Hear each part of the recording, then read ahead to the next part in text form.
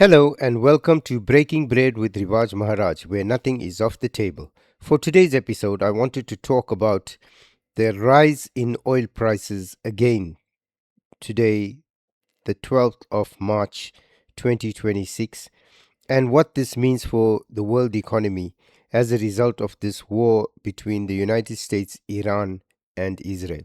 So, without further ado, let's get into it. I've come across an article in the BBC regarding the hike in oil prices as it pivots towards the $100 a barrel mark. Now, oil recently has crossed this $100 a barrel mark recently. However, it had then dipped down to the 90s. It's now on a trajectory to pass the $100 mark again. And this is despite the International Energy Agency on Wednesday saying that it would release 400 million barrels of oil into the market. So, as you can see, this war in Iran is having global ramifications. Firstly, you've got the spike in oil because Iran is an exporter of oil. However, the Hormuz Strait, which is largely controlled by Iran, and because of the geographical location of this strait as well as the navigable route that ships have to take, brings them very close to the Iranian shoreline, which puts them well within striking distance of Iranian missiles. So basically, once you get into the Hormuz Strait, ships are then sitting ducks. Now, Donald Trump has floated the idea of getting the United States Navy to, afford protection to ships going through that strait. However, one has to realize that once you get into that strait, you're exposed to, Iranian missile fire, and you come woefully close to the Iranian coastline, and there's not much that can be done by way of steering clear of this because of the narrow parameters that this strait has. So once you get into that strait, basically, you're an ideal target for the Iranian missiles. So I don't see how the United States sending ships to escort these tankers through the Hormuz Strait is going to make much difference, unless, of course, they've got massive anti-missile, infrastructure in place to take down these missiles that would be incoming, as well as drones that would be operating, Iranian drones in the area, because the United States would need to maintain a massive dominance over Iranian airspace, as well as, combating anything that can be coming out of Iran by way of striking any of these ships going through the Hormuz Strait. Because all it takes is one tanker to be hit, or one tanker to be sunk, or one American vessel shadowing these tankers to be, damaged or destroyed, for the confidence levels to plummet. And that's why it's quite a dangerous operation. Now, as a result of this, the Iranians, while they may say they want to shut down the Hormuz Strait, technically they do not need to do much. They do not need to enforce a strict entry and exit policy on the strait. All they need to do is make sure that the passage through the strait becomes absolutely dangerous. That means that ships can enter and leave at will. However, what happens to these ships once they're in the strait is what is vitally important. Because if these ships can be seen as sitting ducks and can be seen as targets that are picked off willy-nilly by the Iranian missiles whilst they transit through the Hormuz Strait, then there's no need to blockade the Hormuz Strait on either end. The simple threat of being struck down The uncertainty of knowing whether your ship's going to be hit and when it's going to be hit is enough to cause extreme volatility within the markets. And when you have Lloyd's of London and all these shipping insurers beginning to say they're not prepared to insure ships going through there because of the dangerous situation that these ships are now funneled into, that just creates a massive decline in maritime shipping confidence in terms of ships proceeding through this strait. So you have to also understand that it's not only Iranian oil that passes and gas that passes through these straits, but all the Gulf nations' energy supplies pass through these straits. And just making it an unviable operation in terms of shipping through this region means that the global energy market becomes affected. Hence, you see the spike in the price of oil.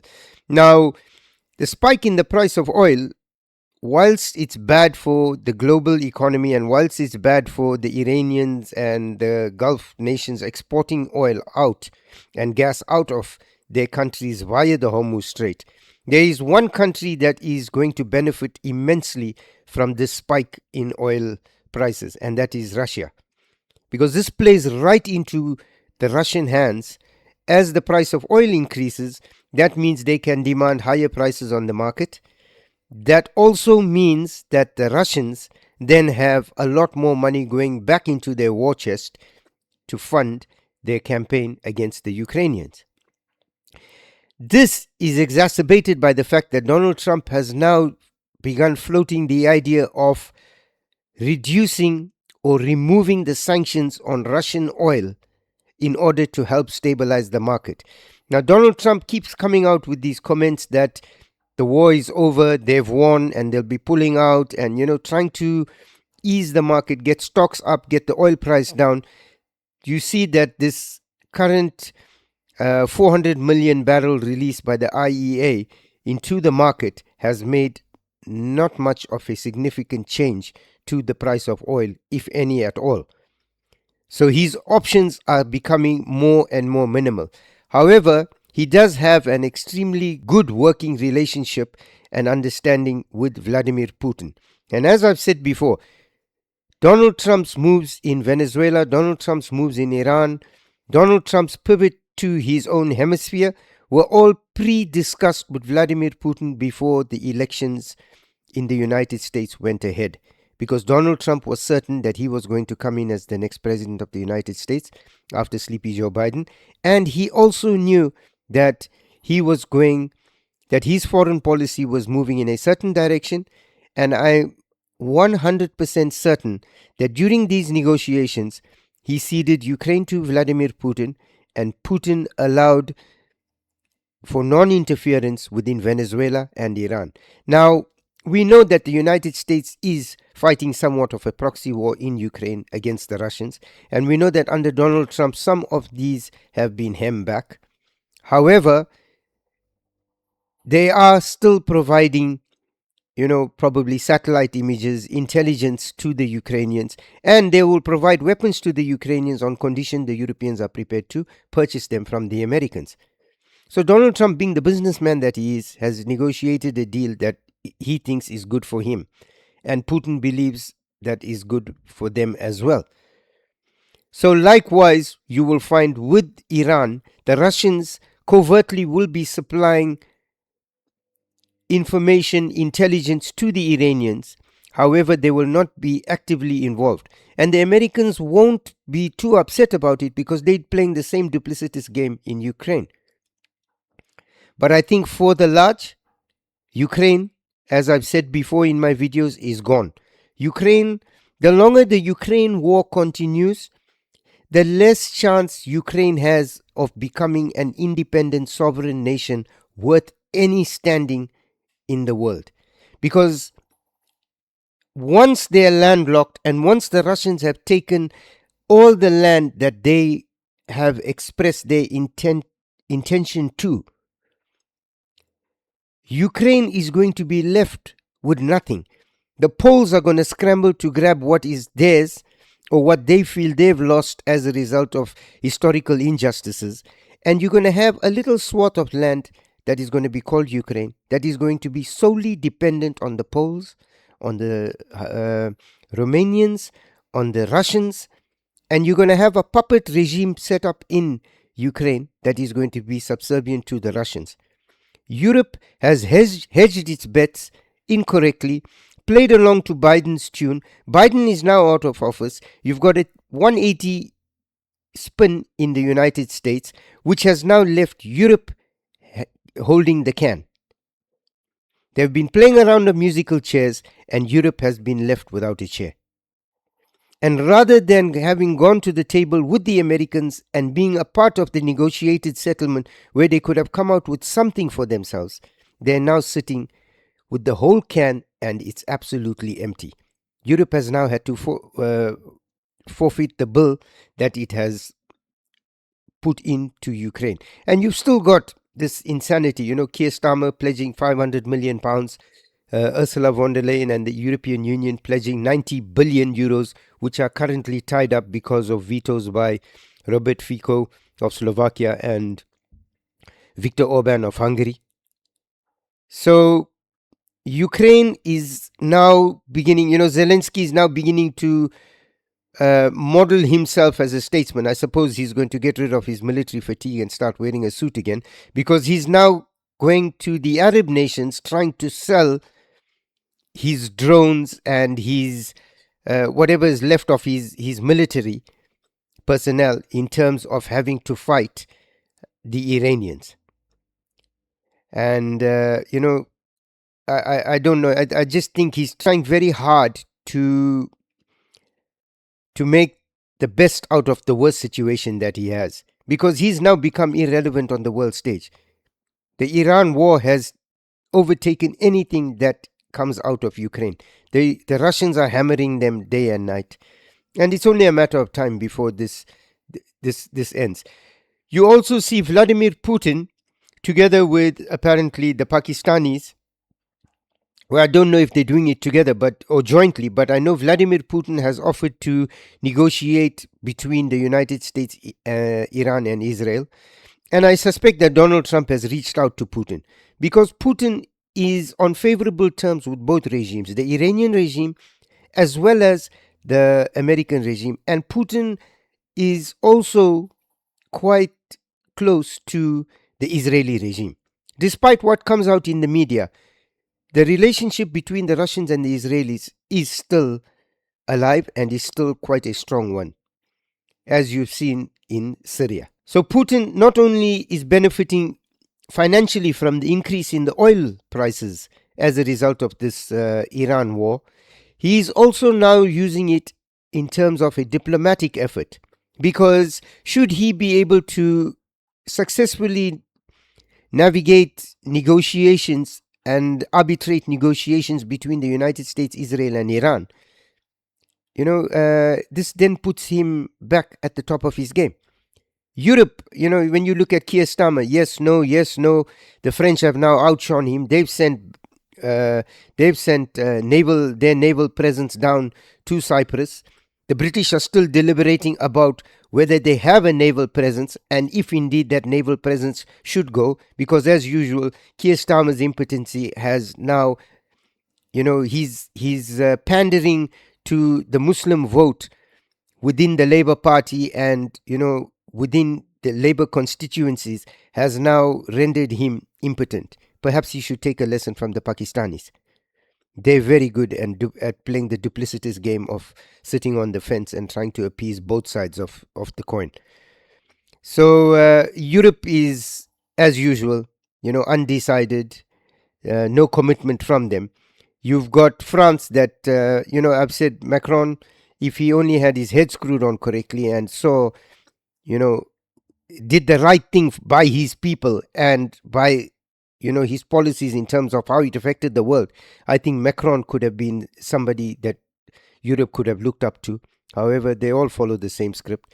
But every now and then you'll find Macron, becoming somewhat of a Ronin and veering down his own path, especially when it comes to trying to upstage the Americans or making the British look like, pathetic weaklings on the world stage, which he is now doing successfully. So you're at a point where Putin is now offering to negotiate and arbitrate. I suspect Trump is going to look at that very seriously because oil prices are rising again. He cannot indefinitely continue to talk about how they're winning the war and how they're going to pull out, because there's one of a few options left in Iran. The Americans put boots on the ground. I don't think that's a possibility. The Israelis are tied down in Lebanon, and I think that's strategic because they dare to try and hem Hezbollah in to prevent the Americans having to take on Hezbollah and Iran within this Iranian conflict. You've also got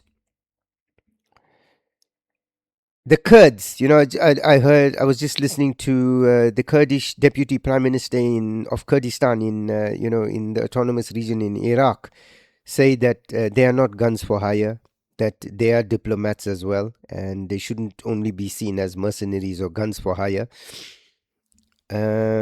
So I think that one of the options is the Americans declare victory like what George Bush did during the Gulf War, and however they were sucked into an insurgency. But here Trump could declare victory and walk away and leave it to the Iranian people and say, we've dismantled the infrastructure of your Ayatollah regime. It's now down to you to rise up and take power for yourself. And should the need arise, we will come to your aid. However, if you're not prepared to make that move right now, then we're not going to be actively involved any further. The other option is that as you see these autonomous attacks on on Iranian neighboring states, and now you're getting commentary coming out of the United States that Iran threatens to attack California. So, with all this expanding, and from what we've been given to understand, that a plan was put in place that in the absence of the Ayatollah Khamenei, then these cells were meant to act independently.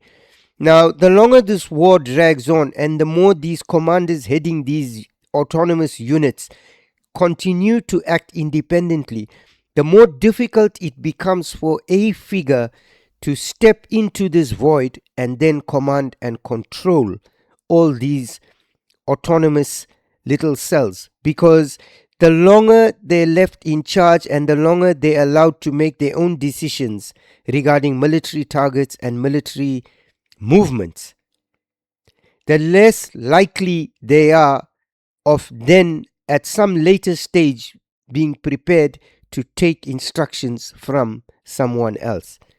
Now, Khamenei was the be-all and end-all. That they're saying, messages coming out of Iran are that he didn't want his son. He didn't want a dynasty. However, his son has now been catapulted into the role, if indeed his son is still alive. The point I'm making here is that there is no figure within Iran that has the charisma or aura that has been built up over the last 40 odd years to justify sticking somebody in there and gaining that level of subservience to that individual. It just doesn't exist.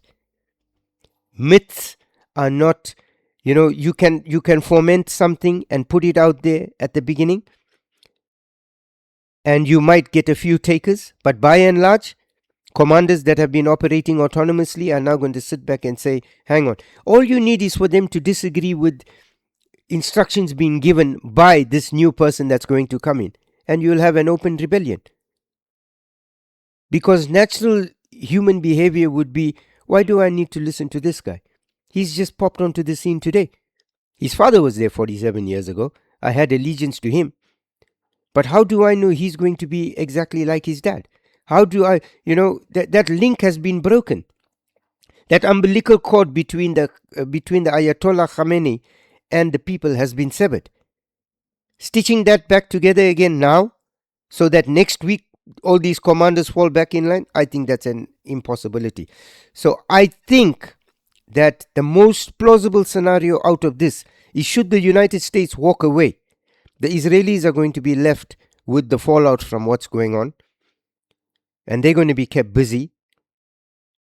But within Iran, I think you're going to get splinter groups, factions forming, and you're going to have some semblance of a civil war where figures, hardline figures within the Iranian regime, the Basij, the IRGC, are now going to vie for control, and they're going to tear that country apart. Throw into that mix the Kurds, throw into that mix the Azerbaijanis, throw into that mix the BLA. The BLA are mounting massive, severe attacks against the Pakistani establishment, incurring pain and destruction on this Pakistani establishment like it has never seen before. And this is happening on a daily basis. Then you've got the Afghans who are battering the Pakistanis along the Afghani border, the Durand line. Then Pakistan is stretched because of their belligerence towards India. They are terrified that one morning they're going to wake up and Pakistan occupied Kashmir is going to be taken back by the Indians. All this mustering and blustery is by Asim Munir and his predecessors, and by these Pakistani prime ministers, current and past, are going to amount to nothing, because they're just this little insignificant piece of plot of land that actually has to keep reminding the world that they can play some role. That's all they are. It's a basket case economy. The BLA are hammering them. They'll use the BLA will use that as a launching pad into Iran. So you're going to have a lot of turmoil within Iran should events take that course.